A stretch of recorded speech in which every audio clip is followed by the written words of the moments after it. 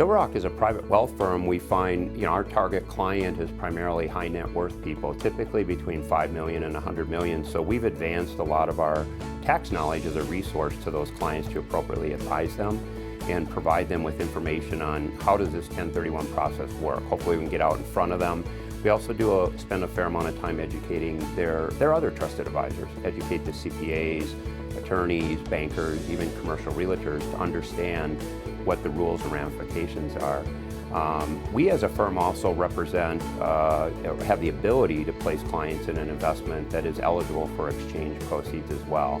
It's referred to as a Delaware Statutory Trust. Delaware Statutory Trust, Delaware is a very creative state.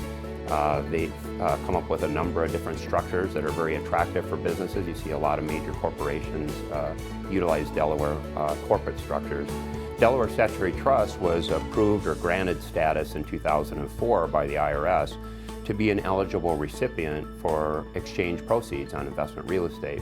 So it adds another element to that whole exchange dialogue, that instead of an investor having to go out and find replacement property that they're going to have the potential and responsibility for managing, maintaining, and operating, they could actually roll their exchange proceeds into a passive investment pool where they have access to institutional quality real estate. So again, kind of use a $10 million example, you're very limited in the types of properties you might buy, and you're probably buying one or maybe two properties in a geographic area relatively close to where you live and maybe where your business is. With a Delaware Statutory Trust, you have the ability to invest anywhere around the United States, and you have the ability to invest in multiple different properties. So now that $10 million of proceeds could actually be invested in multifamily projects, industrial storage facilities or cross-dock facilities, commercial real estate, possibly even retail real estate where you've got triple net tenants like a Starbucks or a Walgreens. You have a number of different directions you can go, so you get broader diversification on your exchange proceeds. You also could gain geographical diversification. So you could have some properties in the Northeast, some in the Southeast, some in the Southwest, rather than limiting yourself to just a local transaction. Probably most importantly, most of these are structured to produce a fairly reasonable level of income.